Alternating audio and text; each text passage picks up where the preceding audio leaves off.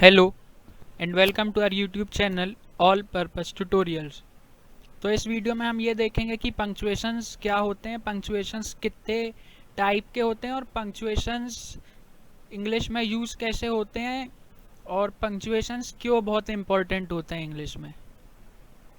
तो सबसे पहले यहाँ पे इंट्रोडक्शन है। Punctuation marks are essential when you are writing. मतलब कि पंक्चुएशन मार्क्स जो होते हैं वो बहुत ही ज़्यादा ज़रूरी होते हैं जब आप कोई भी चीज़ लिख रहे हो, जैसे कि ऐसे, लेटर या कोई भी paragraph. They show the reader where sentences start and finish and if they are used properly they make your writing easy to understand.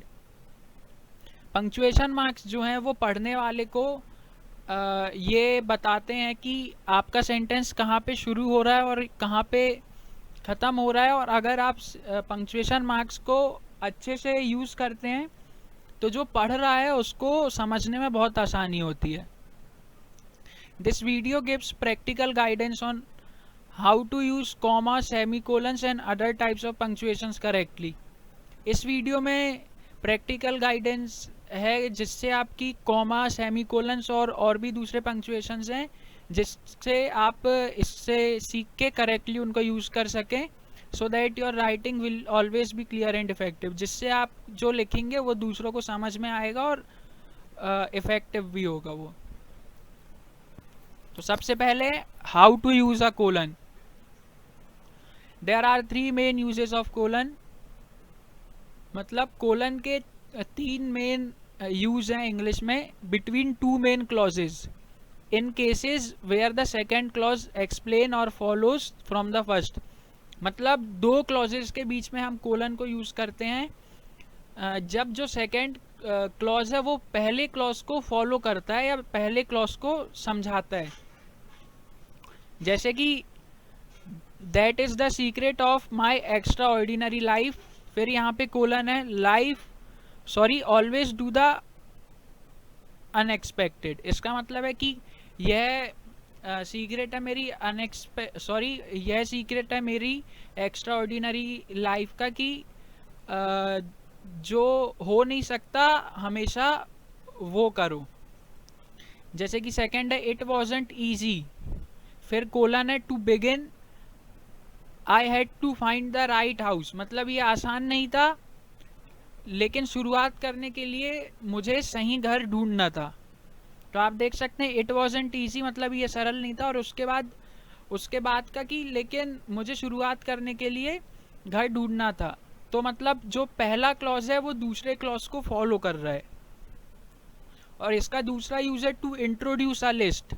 मतलब कोई लिस्ट बनाने के लिए, जैसे कि the price includes the following, travel to London, flight to Venice, hotel accommodation and excursions. मतलब ये जो प्राइस है, जितना भी ये पैसा लगेगा उसमें लंदन का ट्रैवल, वेनिस की फ़्लाइट और होटल में रहना और बाकी एक्सकर्जन्स जो भी हैं वो सब इसी में इंक्लूडेड है।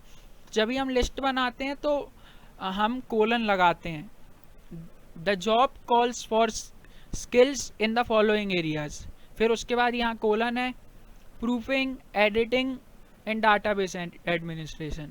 तो आप देख सकते हैं कैसे हम एक लिस्ट में भी कोलन का यूज़ करते हैं before a quotation and sometimes before direct keys. मतलब जब भी हम कोई कोट लिखते हैं तो वो उसके लिए, कोटेशन के लिए, और कभी कभी डायरेक्ट स्पीच के पहले।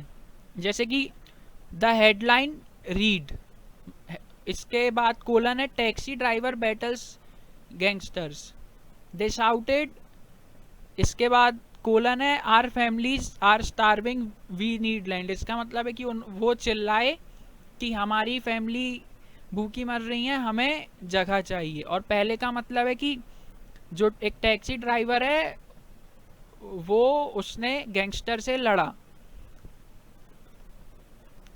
अब है how to use semicolon. The main task of the semicolon is to mark a break that is stronger than a comma, but not as final as full stop।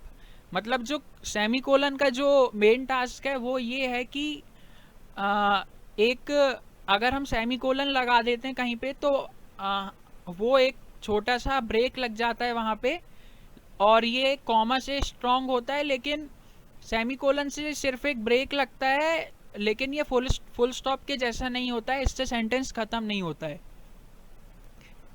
It's used between two main clauses that balance each other and are too closely linked to be made into separate sentences. मतलब ये दो main clauses के बीच में use किया जाता है जो एक दूसरे को बैलेंस करते हैं और जो एक दूसरे से सेपरेट होने के लिए बहुत ही ज़्यादा क्लोजली लिंक्ड होते हैं. जैसा यहाँ एग्जांपल है, the road runs through a beautiful wooded valley, the railway line follows it. मतलब जो रोड है जहाँ से जाती है वो एक बहुत ही सुंदर वैली है, और जो रेलवे लाइन है वो भी उसी रोड से जाती है. तो आप देख सकते हैं यहाँ वैली के बाद कॉमा लगा है, और जो दूसरा सेंटेंस है जो उसको फॉलो कर रहा है तो यहाँ पे उसके पहले सेमीकोलन लगा है. An art director searched North Africa, और इसके बाद फिर सेमीकोलन लगा, I went to the Canary island. तो आप देख सकते हैं कैसे हम सेमीकोलन को यूज करते हैं. You can also use a semicolon as a stronger division in a sentence that already contains comma. हम सेमीकोलन को एक स्ट्रॉन्गर डिवीजन में भी यूज कर सकते हैं एक सेंटेंस में जहां पे ऑलरेडी कॉमा हो. जैसे कि यहाँ एग्जांपल है, अ स्टडी शोड द फॉलोइंग, इसके बाद कोलन है, 76% of the surveyed firms monitor employee web surfing activities. इसके बाद कॉमा है, with 65% blocking access to unauthorized internet locations. इसके बाद यहाँ थोड़ा सा ब्रेक लेना है, over 1/3 of the firms monitor employee computer keystrokes. उसके बाद फिर से यहाँ पे एक सेमीकोलन है, half reported storing and reviewing employees emails. फिर से सेमीकोलन है, 57% monitor employee telephone behavior including the inappropriate use of voicemail. तो आप देख सकते हैं जैसा कि आपने अभी थोड़ी देर पहले देखा था, the main task of semicolon is to mark a break that is stronger than comma. मतलब एक ब्रेक लगाना जो कि कॉमा से ज़्यादा स्ट्रॉन्गर है, लेकिन वो फुल स्टॉप नहीं होता. तो यहाँ पे सेमीकोलन का वही काम है. जैसा कि आप देख सकते हैं हम सेमीकोलन को कैसे यूज़ करते हैं और कॉमा को भी कैसे यूज़ करते हैं, और कोलन का भी यूज़ है इस पे. अब how to use a comma. A comma marks a slight break between different parts of a sentence. मतलब अगर हम कॉमा लगा देते हैं तो वहाँ पढ़ते समय हमें एक छोटा सा ब्रेक लेना होता है. Used properly, commas make the meaning of the sentences clear by grouping and separating words. अगर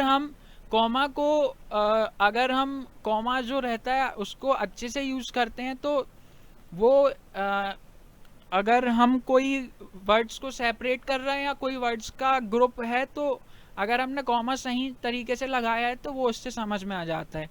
और फ्रेजेस और क्लॉजेस में भी हम इसको ऐसे ही यूज करते हैं. Many people are uncertain about the use of commas. मतलब बहुत सारे लोगों को अभी ये नहीं पता है कि commas को हम यूज़ कैसे करते हैं. Though and often sprinkle them throughout their writing without knowing the basic rules. लेकिन उसके बाद भी वो जहाँ चाहे वहाँ उसको लिख देते हैं, उनको उसके बेसिक रूल्स नहीं पता होने के बावजूद भी. तो here are the main cases when you need to use a comma. मतलब यहाँ कुछ मेन केस है, मतलब जहाँ पे आपको कॉमा यूज करने की ज़रूरत पड़ती है. जैसे कि इन लिस्ट जब भी हम कोई लिस्ट बनाते हैं तो वहाँ पे इन डायरेक्ट स्पीच में टू सेपरेट क्लॉजेस को अलग करने के लिए, to mark off certain parts of a sentence. मतलब कोई भी सेंटेंस में कुछ पार्ट्स को मार्क करने के लिए विथ हाउ एवर, और हम हाउ एवर के साथ भी हमेशा कॉमा यूज करते हैं. अब using commas in lists, you need to put a comma between the different items in a list as in the following sentence. मतलब जो हमारी लिस्ट है, जो उसमें आइटम्स हैं, तो उसके बीच में हमें कॉमा लगाना चाहिए। जैसे कि Saturday morning started with a heavy breakfast of scrambled eggs, उसके बाद कॉमा, उसके बाद बेकन है, उसके बाद कॉमा, उसके बाद सॉसेज एंड, और अगर आखिरी का आइटम जो है तो हम उसमें कॉमा के बाद एंड लगा के फ्रेंच टोस्ट लिखते हैं। अगर वो ख़त्म होने वाला है तो हम उधर पे सिर्फ कॉमा और फ्रेंच टोस्ट नहीं लिखते, हम एंड भी लिखते हैं। जैसे कि सेकेंड है, the school has a vegetable garden in which the children grow cabbages, फिर कॉमा ऑनियंस, फिर कॉमा पोटैटोज एंड कैरेट्स। जैसा कि आप यहाँ देख सकते हैं कि हम कॉमास को कैसे यूज़ करते हैं। The final comma in these lists before the word and is known as serial comma. मतलब ये जो एंड के पहले जो कॉमा होता है इसको हम सीरियल कॉमा कहते हैं। नॉट ऑल राइटर्स और publishers use it, but it is used by Oxford dictionaries. ये मतलब बहुत सारे राइटर्स और पब्लिशर्स इसका यूज़ नहीं करते, लेकिन ये ऑक्सफोर्ड डिक्शनरीज, बहुत सारे राइटर्स इसको यूज़ नहीं करते हैं और पब्लिशर्स भी, लेकिन ये ऑक्सफोर्ड डिक्शनरीज में यूज़ होता है।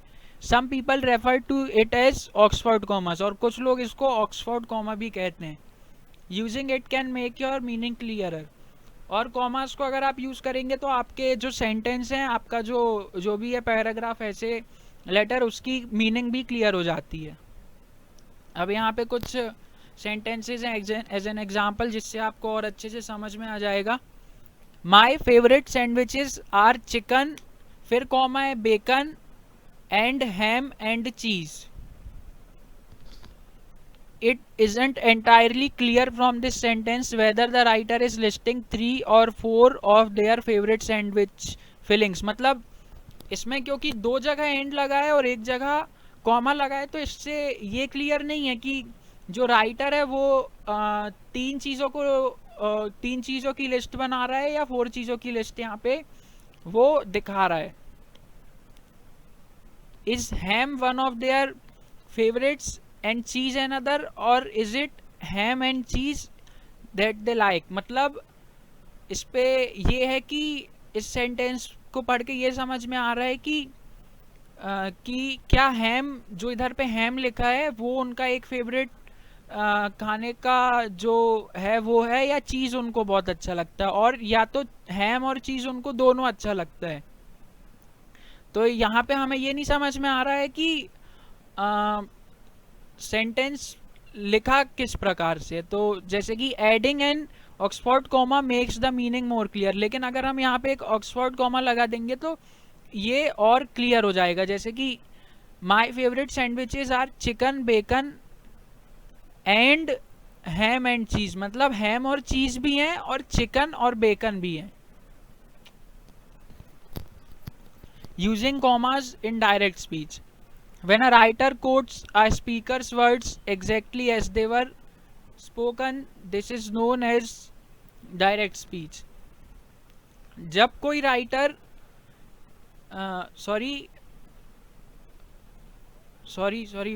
when a writer quotes a speaker's word exactly as they were spoken, this is known as direct speech. मतलब जब एक जो राइटर है वो कोई भी स्पीकर के वर्ड्स को वैसा ही बोल देता है तो उसको डायरेक्ट स्पीच कहते हैं।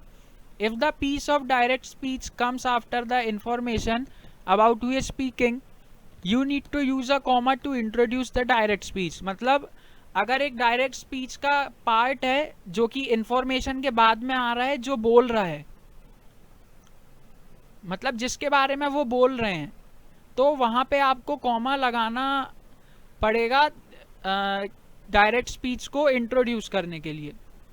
The comma comes before the first quotation mark, तो जो कॉमा है वो फर्स्ट कोटेशन मार्क के बाद में आता है। Note that the final quotation mark follows the full stop at the end of the direct speech.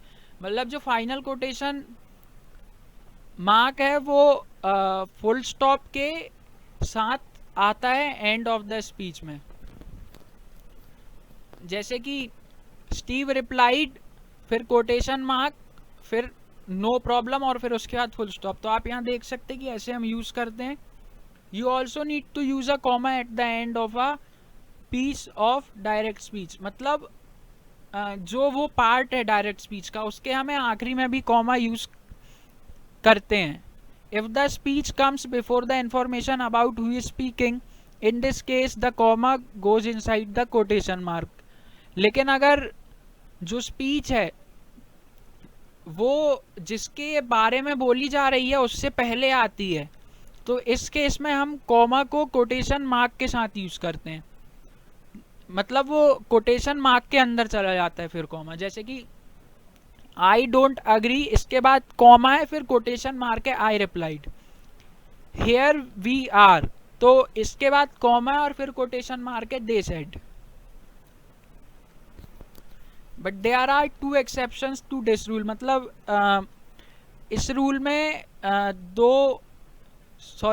but there are two exceptions to this rule. If a piece of direct speech takes the form of a question or an exclamation, मतलब जो पहला exception है वो ये है कि जो piece of direct speech है वो अगर एक क्वेश्चन या एक्सक्लेमेशन का मार्क ले लेता है, तो हमको उसको क्वेश्चन मार्क के साथ एंड कर देना चाहिए, या तो एक एक्सक्लेमेशन मार्क के साथ एंड कर देना चाहिए, उसको कॉमा के साथ एंड करने की बजाय. जैसे कि स्टॉप हिम, शी शाउटेड. मतलब यहाँ स्टॉप हिम के बाद एक्सक्लेमेशन मार्क लगाया और उसके बाद she shouted. Did you see that, he asked. मतलब इधर पे कोटेशन मार्क है और फिर उसके बाद क्योंकि ये इंटेरोगेटिव सेंटेंस बन गया था, तो इधर पे क्वेश्चन मार्क लगा दिए हैं कोटेशन के साथ में. Direct speech is often broken up by the information about who is speaking. मतलब जो डायरेक्ट स्पीच है वो कभी कभी उस पे जो जिसके बारे में बोला जा रहा है उससे भी फर्क पड़ता है. In these cases you need a comma to end the first piece of speech. और ऐसे केस में हमें एक कॉमा लगा देना चाहिए जो फर्स्ट पीस है, जो फर्स्ट पार्ट है उसको स्पीच का, उसको एंड करने के लिए एक कोटेशन मार्क के अंदर, और दूसरा कॉमा जो है वो सेकेंड पार्ट पे कोटेशन मार्क के पहले. जैसे कि यस ही सेड, ये पहला है, ये यस जो है ये फर्स्ट पीस ऑफ स्पीच है, तो इधर पे हम कोटेशन मार्क के साथ में कॉमा लगाए हैं ही सेड, और उसके बाद एक कॉमा है कोटेशन मार्क के पहले क्योंकि ये सेकेंड पीस ऑफ स्पीच है. And I always keep my promises.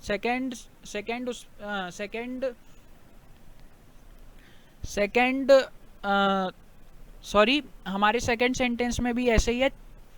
Thinking back she added I didn't expect to win. तो जो पहला फर्स्ट पार्ट है उस पे कोटेशन मार्क के साथ कॉमा लगाया, और जो सेकेंड पार्ट है उस पे कोटेशन मार्क के पहले कॉमा लगाए. Using commas to separate clauses. मतलब हम कॉमास को कैसे यूज करते हैं क्लॉजेस को सेपरेट करने के लिए. Commas are used to separate clauses in a complex sentence. मतलब हम कॉमा को क्लॉज सेपरेट करने के लिए यूज करते हैं कोई भी कॉम्प्लेक्स सेंटेंस में. जैसे कि that is a sentence which is made up of a main clause और वन और मोर सबऑर्डिनेट क्लॉज. मतलब कि वो सेंटेंस जो या तो मेन क्लॉज से बना हुआ है या तो एक या उससे ज्यादा सबऑर्डिनेट क्लॉजेस से बना हुआ है. जैसे कि यहाँ एग्जांपल है, the following example show the use of commas in two complex sentences. जो है फर्स्ट है वो मेन क्लॉज है. I first saw her in Paris. तो यहाँ पे कॉमा लगा है मेन क्लॉज में आखिरी में. Subordinate clause where I lived in the early 90s, तो उसके बाद फुल स्टॉप है. और यहाँ सबऑर्डिनेट क्लॉज जो है हैविंग हैड लंच, उसके बाद कॉमा है we went back to work. तो आप यहाँ पे देख सकते हैं कि हम कॉमा को क्लॉजेस को सेपरेट करने के लिए कैसे यूज करते हैं. उसके बाद है if the commas were removed these sentences wouldn't be as clear but the meaning would still be the same.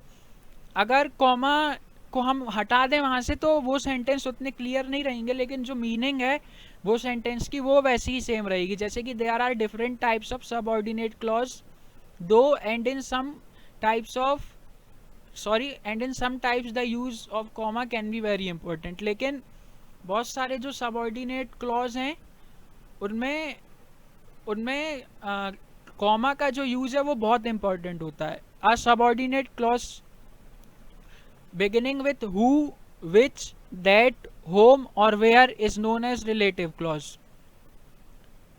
मतलब ये जितने भी हैं with, who, which, that, whom और where, इनको relative clause कहते हैं। जैसे कि यहाँ एग्जाम्पल है passengers who have young children, ये relative clause है। relative clause की भी हमारी वीडियो आ चुकी है, तो आप वहाँ से जाके अच्छे से समझ सकते हैं कि relative clause होते क्या हैं। Passengers who have young children may board the aircraft first। तो जैसा कि आप देख सकते हैं हमने यहाँ एक रिलेटिव क्लॉज को यूज किए हैं, तो ऐसे हम इसको यूज कर सकते हैं यहाँ पे।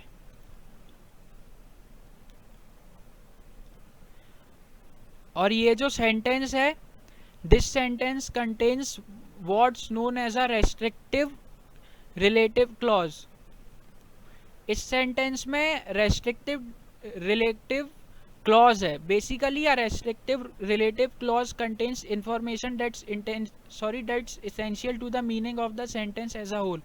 तो जो रेस्ट्रिक्टिव रिलेटिव क्लॉज होता है उसमें जो इंफॉर्मेशन होती है वो सेंटेंस की मीनिंग के लिए बहुत एसेंशियल होती है, जो पूरा का पूरा सेंटेंस होता है। If you left it out the sentence wouldn't make much sense. लेकिन अगर हम इसको बाहर निकाल देंगे तो सेंटेंस का कोई मतलब नहीं रह जाएगा। If we remove the relative clause from the example above, मतलब अगर हम इस एग्जाम्पल से रिलेटिव क्लॉज को हटा देंगे, then the whole point of that sentence would be lost and we'd be left with the rather puzzling statement. लेकिन अगर हमने वो हटा दिया तो वो जो सेंटेंस है वो उसका कोई मीनिंग नहीं निकलेगा। जैसे कि पैसेंजर्स में बोर्ड द एयरक्राफ्ट फर्स्ट, तो you should not put commas round a restrictive relative clause. मतलब हमको रेस्ट्रिक्टिव रिलेटिव क्लॉज के साथ कॉमा नहीं लगाना चाहिए।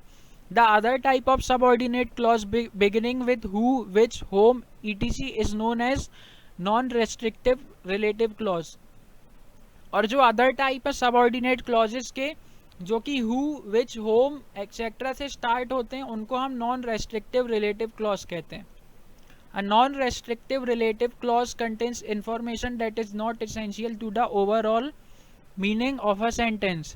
जो नॉन रेस्ट्रिक्टिव रिलेटिव क्लॉज होते हैं उनमें वो इंफॉर्मेशन होती है जो कि एक सेंटेंस के लिए ज़रूरी नहीं होती है। मैरी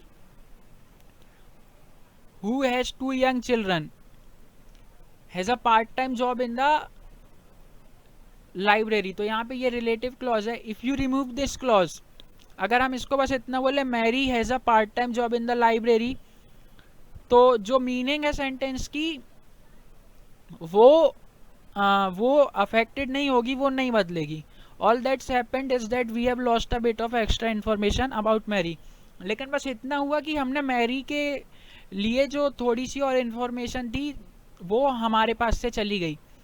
तो जैसा कि अभी मैंने बोला, Mary has a part time job in the library, you need to put a comma both before and after a non restrictive clause.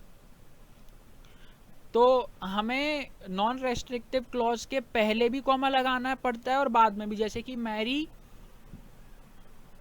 उसके बाद यहाँ पे नॉन रेस्ट्रिक्टिव क्लॉज चालू हो रहा है, तो मैरी के पहले कॉमा, और जो जब वो खत्म हुआ तो उसके बाद भी कॉमा लगा है। Using commas to mark off parts of a sentence, मतलब कॉमा को यूज करना कोई भी सेंटेंस के पार्ट्स को मार्क करने के लिए। Commas are used to separate a part of a sentence that is an optional aside and not part of the main sentence. मतलब हम कॉमा का यूज करते हैं कोई भी सेंटेंस के पार्ट को अलग करने के लिए जो कि ऑप्शनल होता है और जो कि मेन सेंटेंस का पार्ट नहीं होता है। जैसे कि gun powder is not of course a chemical compound, his latest film calypso dreams opens next month. In these sentences, the role of commas is similar to their function in non-restrictive relative clauses. मतलब ये जो sentence है इसमें जो commas का use है वो एकदम नॉन रेस्ट्रिक्टिव रिलेटिव क्लॉजेस के जैसा है, जिसमें ये होता है कि जो इंफॉर्मेशन होती है वो ज़रूरी नहीं होती है.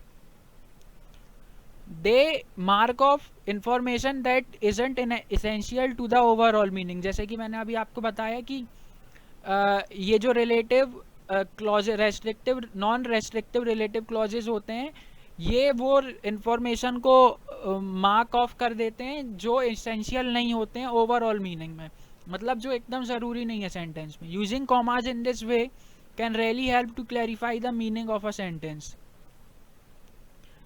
और कॉमा को अगर हम इस वे में यूज़ करें जैसा कि यहाँ नीचे सेंटेंस है तो ये क्लैरिफाई करता है सेंटेंस की मीनिंग को. जैसे सिंथियाज डॉटर सारा इज अ मिडवाइफ, मतलब जो सिंथिया की डॉटर है सारा वो एक मिडवाइफ है. The writers use of comma tells us that Cynthia has only one daughter. मतलब यहाँ पे जो कॉमा लगा है वो हमें बताता है कि सिंथिया की सिर्फ एक डॉटर है. If you remove the Sara's name from the sentence there would still be no doubt as to who was the midwife. लेकिन अगर हम यहाँ से सेंटेंस हटा देते तो अगर हम यहाँ से कॉमा हटा देते तो सेंटेंस में ज़्यादा अफेक्ट नहीं होता. उसके बाद भी हमें पता चलता है कि जो सारा है वो एक मिडवाइफ है. इफ़ यू री right the original sentence without comma it meaning changes. लेकिन अगर हम कॉमा के बिना पूरा एक सेंटेंस लिखेंगे तो उसकी मीनिंग चेंज हो जाएगी. Cynthia's daughter Sarah is a midwife. The lack of comma tells us that the name Sarah is crucial to understanding of the sentence. लेकिन अगर हम कॉमा हटा देंगे तो हमें जो सारा है हम जो नेम सारा है उसको सेंटेंस में समझने में बहुत प्रॉब्लम हो रही है. हमें ये नहीं पता चल रहा है कि सारा असल में है कौन. It shows that Cynthia has more than one daughter. लेकिन इससे हमें ये भी कंफ्यूजन हो रहा है कि सिंथिया की सिर्फ एक बेटी नहीं है, उसकी और भी बेटियां हैं. And so the name of the one who is a midwife needs to be specified for the meaning to be clear. और जो यहाँ पे मिडवाइफ है तो उसकी मीनिंग क्लियर होनी चाहिए ताकि हम सेंटेंस को अच्छे से समझ सकें. If you aren't sure whether you have used a pair of commas correctly, try replacing them with brackets or removing the information enclosed by the commas altogether. अगर आप श्योर नहीं है कि आपने कॉमास का जो पैर है उसको करेक्टली यूज़ किया है तो आप उसको ब्रैकेट से रिप्लेस कर सकते हैं और आप जो इंफॉर्मेशन है वो कॉमास में उसको भी रिमूव कर सकते हैं. And see if the sentences is still understandable. और अगर उसके बाद जो सेंटेंस है वो अगर आपको समझ में आ रहा है और if it still conveys the meaning you intended, और अगर उसके बाद भी उसमें कोई अफेक्ट नहीं आ रहा है उसकी मीनिंग में, तो मतलब आप ऐसा उस सेंटेंस में कर सकते हैं. Using a comma with however. You should use a comma after however when however means by contrast और ऑन द अदर एंड. हमको हाउएवर के बाद कॉमा यूज़ करना चाहिए जब हाउएवर का मतलब कॉन्ट्रास्ट से होता है या तो और ऑन द अदर एंड. जैसे कि हाउएवर के बाद कॉमा है. A good deal of discretion is left in the hands of area manager. मतलब यहाँ पे जैसा कि आपने देखा हाउएवर के बाद हमेशा कॉमा लगता ही है अगर वो सेंटेंस के शुरू में होता है. Don't use a comma after however when it means in whatever वे. लेकिन हम हाउएवर के बाद कभी कॉमा यूज नहीं करते अगर वो जैसे कि व्हाटएवर वे में यूज होता है, मतलब कि जैसा जो भी कुछ हो, अगर इस ये मीनिंग होती है उस हाउएवर की तो हम कभी कॉमा यूज नहीं करते. जैसे कि however you look at it, मतलब existing investors are likely to lose out. मतलब तुम इसको कैसे भी देखो जो इसमें इन्वेस्टर्स हैं वो वो बहुत सारा जो मनी है या जो भी कुछ है वो लूज करने वाले हैं। तो जब भी इसका वॉट एवर वे होता है, वॉट एवर मतलब होता है, तो हम हाउएवर के बाद कॉमा नहीं लगाते हैं। अब how to use a full stop और period. Full stop is the British English term for this punctuation mark. तो जो फुल स्टॉप है वो एक ब्रिटिश इंग्लिश टर्म है पंक्चुएशन मार्क के लिए। It is also known as a period in American English, और इसको अमेरिकन इंग्लिश में एक पीरियड के जैसे कहते हैं। It is used full stops are used to mark the end of a sentence that is a complete sentence। तो जैसा कि आपको पता होगा, क्योंकि ये एक बहुत कॉमन पंक्चुएशन है और ये बहुत सारी जगह यूज भी होती है, कि जो फुल स्टॉप होते हैं वो कोई भी कंप्लीट सेंटेंस के एंड को मार्क करने के लिए यूज करते हैं। जैसे कि my name's Beth and I was 18 in July, तो यहाँ पे जब सेंटेंस खत्म हो गया तो उसके बाद हमने फुल स्टॉप लगाए हैं। After leaving school she went to work in an insurance company, मतलब स्कूल को छोड़ने के बाद वो इंश्योरेंस कंपनी में काम करने गई। तो यहाँ पे भी जब ही सेंटेंस कंप्लीट हो गया तो हमने फुल स्टॉप लगा दिए। To mark the end of a group और words that don't form a conventional sentence so as to emphasize a statement, मतलब जो एंड ऑफ sorry to mark the end of a group of words, मतलब कोई भी group के and के जो वर्ड्स होते हैं उनको मार्क करने के लिए that don't form a conventional sentence, जो कि एक अच्छा सेंटेंस नहीं बनाते हैं, so as to emphasize a statement. जैसे कि यहाँ आप एग्जाम्पल से समझ सकते हैं, I keep reliving that moment over and over again. In some abbreviations, for example etc, December or PM, there's a wide range of sandwiches, pies, cakes etc। तो आप देख सकते हैं कि अगर ये सब जैसे कि ये etc, December, DEC and PM अगर ये यूज होते हैं तो हम वहीं पे फुल स्टॉप लगाते हैं। At very reasonable prices in a website and email addresses, तो हम वेबसाइट और ईमेल एड्रेसेस में भी लगाते हैं, जैसे कि www.oup.com। If an abbreviation with a full stop comes at the end of a sentence you don't need to another full stop. जैसे कि bring your own pens pencils rulers etc, अगर ऐसा कोई एब्रीविएशन सेंटेंस के आखिरी में आता है तो हम उसके साथ वैसे तो फुल स्टॉप लगाते हैं, लेकिन हमें कोई दूसरा फुल स्टॉप लगाने की ज़रूरत नहीं है वहाँ पे। अब अगला है how to use a hyphen. Hyphens are used to link words and parts of words, मतलब जो हाइफन होते हैं वो वर्ड्स को लिंक करने के लिए और पार्ट्स ऑफ वर्ड्स को लिंक करने के लिए यूज़ होते हैं। They are not as common today as they used to be, लेकिन वो आज इतने कॉमन नहीं है जितने वो पहले थे। But there are 3 main cases where you should use them, लेकिन 3 मेन केसेस हैं जहाँ हमें इन्हें यूज करना ही चाहिए।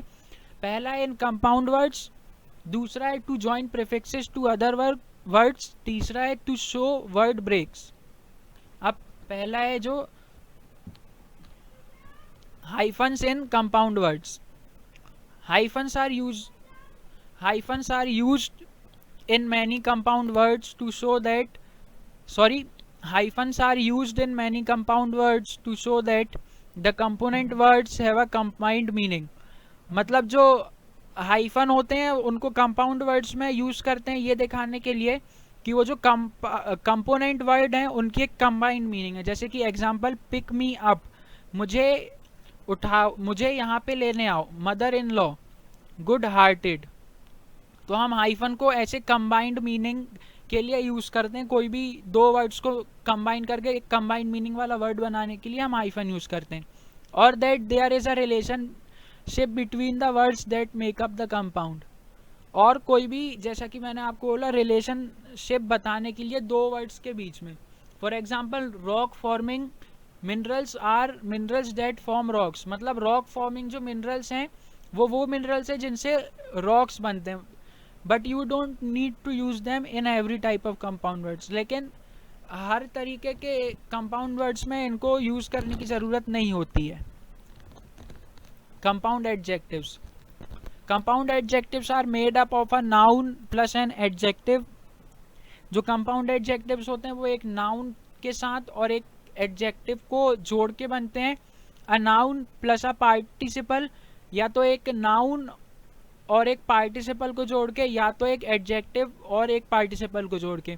Many compound adjectives should be hyphenated, मतलब जो बहुत सारे कंपाउंड ऑब्जेक्टिव्स होते हैं उनको हाइफनेट होना चाहिए, उनको करना चाहिए। जैसे कि यहाँ एग्जाम्पल है, पहला है noun plus adjective, accident prone, sugar free, carbon neutral, sport mat, camera ready. और दूसरा है noun plus participle, computer aided, power driven, user generated, custom built, muddle headed. तीसरा है adjective plus participle, good looking, quick thinking, bad tempered, fair haired, open mouthed. तो आप देख सकते हैं कि हम कैसे यहाँ पे दो वर्ड्स को ऐड करके एक उसमें कंबाइंड मीनिंग बनाते हैं, और कैसे हम noun plus adjective, noun plus participle और एडजेक्टिव प्लस पार्टिसिपल में हम इसको यूज करते हैं। With compound adjectives formed from the adverb well and a participle, मतलब कि जो कंपाउंड ऑब्जेक्टिव्स होते हैं, एडजेक्टिव्स होते हैं, वो एडवर्ब, जो कि एडवर्ब और पार्टिसिपल से बने हैं, जैसे कि वेल नोन, और फ्रॉम अ फ्रेज, और या तो कोई फ्रेज से बने हैं जैसे कि up to date. You should use a hyphen when the compound comes before noun. तो जब भी हमें एक हाइफन यूज करना चाहिए जब जो कंपाउंड है वो कंपाउंड वर्ड है वो जो नाउन के बाद में आता है, जैसे कि well known brands of coffee and up to date account. तो यहाँ पे आप देख सकते हैं well known brand of coffee, तो यहाँ पे वेल नोन पहले और ब्रांड ऑफ कॉफी बाद में। And up to date account, up to date पहले और अकाउंट बाद में। तो अकाउंट यहाँ पे नाउन है और अप टू डेट जो है वो है adverb plus participle. But not when the compound comes before the noun, लेकिन हम ऐसे नहीं करते जब भी कंपाउंड नाउन के बाद में आता है। जैसे कि his music was also well known in England, these figures are up to date. It's important to use hyphens in compound adjectives describing ages and lengths of time. तो कंपाउंड हाइफन्स को compound adjective में use करना ज़रूरी होता है, जो कि कोई भी एज को डिस्क्राइब करता है या कोई भी टाइम की लेंथ को डिस्क्राइब करता है।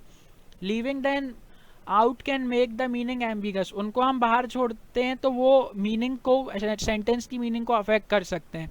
For example 250-year-old trees clearly refers to trees that are 250 years old।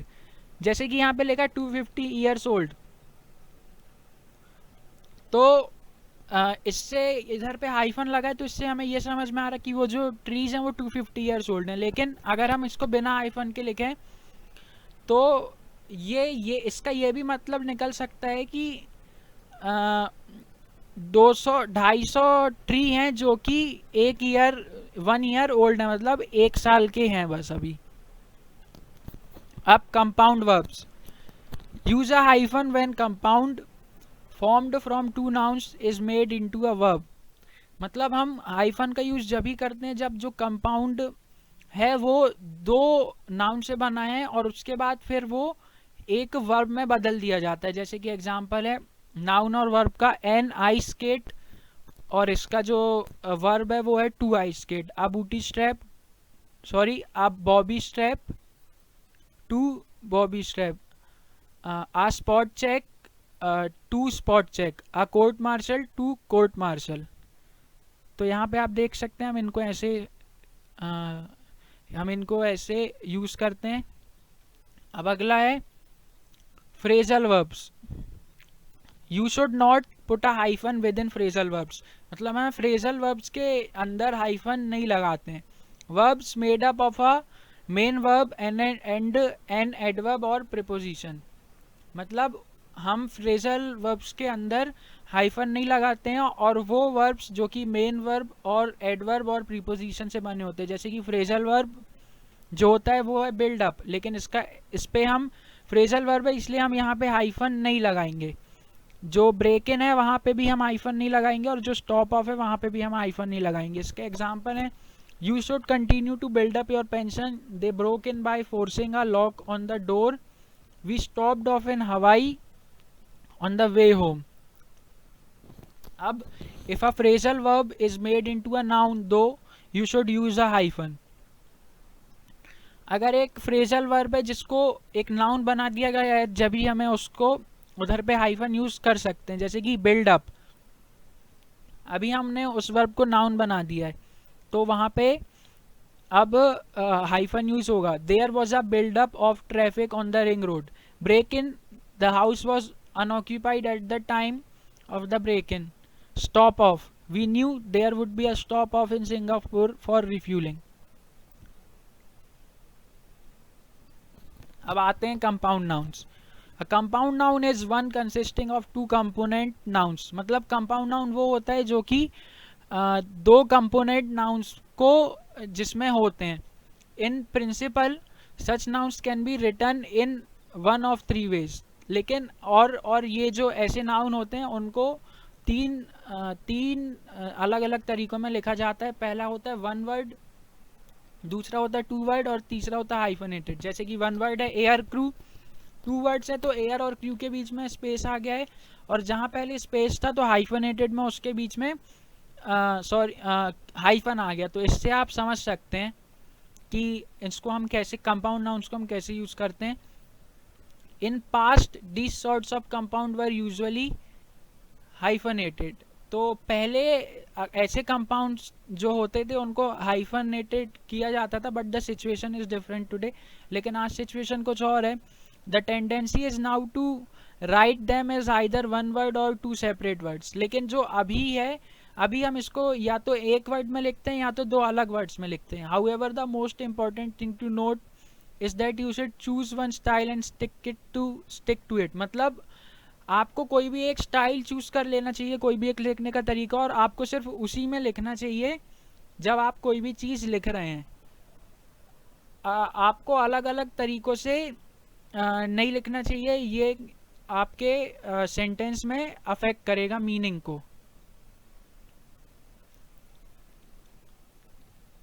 अब hyphens joining prefixes to other words. Hyphens can be used to join a prefix to another word. तो hyphen को prefix में, hyphen जो होते हैं उनको hyphens can be used to join a prefix to another word. तो hyphen को एक प्रीफिक्स को दूसरे वर्ड से जोड़ने के लिए यूज करते हैं, specially if the prefix ends in a vowel. और जब भी हम इसको यूज डेफिनेटली करते हैं जब भी जो प्रीफिक्स है वो एक वॉवेल से एंड होता है, and the other word also begins with one. Example pre eminent और co own. This use is less common than it used to be. लेकिन अभी जो ये यूज है ये बहुत कम हो गया है, और पहले इससे थोड़ा सा ज़्यादा होता था। Though and one word forms are becoming more usual, और जो वन वर्ड फॉर्म्स है उनको ज़्यादा यूज किया जा रहा है। एग्जाम्पल प्री अरेंज और cooperate. Use a hyphen to separate a prefix from a name और डेट। हाइफन को एक नेम या डेट से प्रीफिक्स सेपरेट मतलब अलग करने के लिए यूज करते हैं, जैसे कि पोस्ट एरिस्टोटेलियन और प्री 900, और use a hyphen to avoid confusion with another word. तो हमें हाइफन को इसलिए भी यूज करना चाहिए जिससे जो दूसरे वर्ड के साथ कंफ्यूजन नहीं हो, जिसमें दो वर्ड अलग अलग हो जाए। जैसे कि for example to distinguish recover मतलब provide something with a new cover, मतलब और जैसे कि एक और है फ्रॉम रिकवर मतलब जैसे कि गेट वेल सून। तो इससे आप समझ सकते हैं कि हम इसको कैसे यूज करते हैं इंग्लिश में। Hyphen showing word breaks. Hyphens can also be used to divide words that are not usually hyphenated. Hyphens को हम उन words को भी divide करने के लिए use कर सकते हैं जो कि पहले से hyphenated नहीं है. They show where a word is to be divided at the end of a line of writing. और hyphens ये बताते हैं कि कहाँ कौन सा word divide किया गया है writing के आखिरी में. Always try to split the word in a sensible place. और जो word है उसको हमेशा sensible place में split करना चाहिए. So the first part does not mislead the reader. जिसमें जो पहला part है वो reader को mislead नहीं करे. जैसे कि यहाँ example है helmet not helmet, disabled not disabled. Hyphens are also used to stand for a common second element in all but the last word of a list. Sorry, hyphens are also used to stand for a common second element. मतलब hyphens जो हैं वो एक common second element के लिए भी use करते हैं, उनके लिए भी in all but the last word of a list. लेकिन वो सिर्फ last word of a list के लिए, मतलब लिस्ट में जो last word होता है उनके लिए. You may see a yelled, that is 2, उसके बाद हाइफन है, उसके बाद कॉमा 3, उसके बाद हाइफन है, उसके बाद कॉमा और 4 फोल्ड. तो हम इसको ऐसे यूज करते हैं. Thanks for watching this video, and if you like this video then please watch it, like it and subscribe it, and share it as much as possible. And if you think that we can put more effort and we can do something more to make our videos better, then please tell us in the comment section. And once again, thanks for watching this video.